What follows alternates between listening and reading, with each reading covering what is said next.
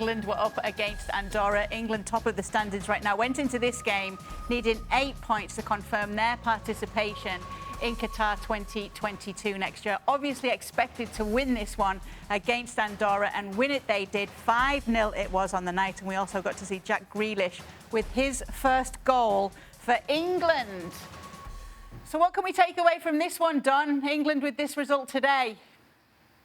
I wouldn't take too much from it, Kay. I mean, I wouldn't. Andorra had a 41-year-old playing at the back who came on as a sub and then went back off because his hamstrings couldn't last the game.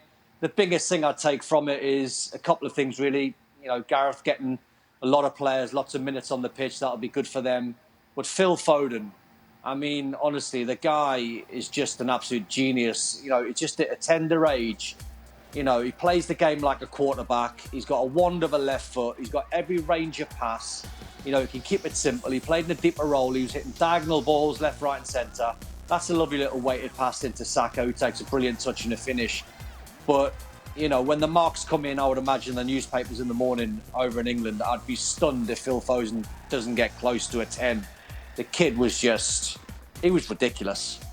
Phil Foden taking it all in his stride. It can only be good things for England having a player like him in the ranks, Ale. And when you think that still the best of Phil Foden is ahead of him, he continues to grow, continues to mature as a player, and you know full well that this maturity and these experiences that he's getting not only with England but on a daily basis with Manchester City, all of these things benefit the player, and in the long term England is certainly going to benefit because you see the growth and maturation of a kid who's becoming a man on the field, and England will take full advantage of this. By the way, did you see that San Marino has a minus 28 goal differential? That's the sort of team that don't scoring against. Hey, they're a good side. Don, it's 5 years since Gareth Southgate took the England job, and it's been nothing but progression since then. Now, he does have his detractors. He always will for their style of play. But England are averaging more than 2 goals a game. We saw 5 here. Granted, it was against Andorra. We've seen them reach the semis of the World Cup, the Euro 2020 final. How do you assess those 5 years for him?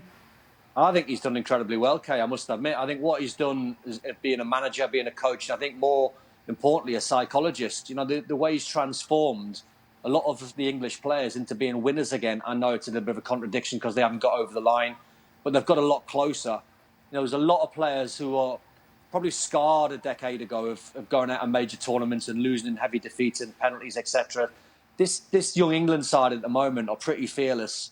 The next step, I think, for Gareth, when he analyses the big games, and when you go back to the Euro final against Italy, there was a point in that game very early on when England took the lead. Italy were horrendous for close to 45 minutes. And that's when England needed to put their foot down and bury the game inside half an hour to 45 minutes. They didn't. They went 1-0 up. And I think they panicked slightly. I think the game was a little bit too easy for them. At the very highest level, you've got to be ruthless. So that'll be the next 5%, I think, that Gareth needs to get out of his team. When you are on top, in the big games, you buried the opposition. And then Italy somehow second half found a way of getting back into the game, then obviously won it on penalties. But England for half an hour, close to 45 minutes, should have buried the Italians. So that's I think, his next step. But I think overall, from day one to where he's got to now, I think he's done an exceptional job. Thanks so much for watching ESPN on YouTube. And for more sports highlights and analysis, be sure to download the ESPN app. And for premium content and live streaming, subscribe to ESPN Plus.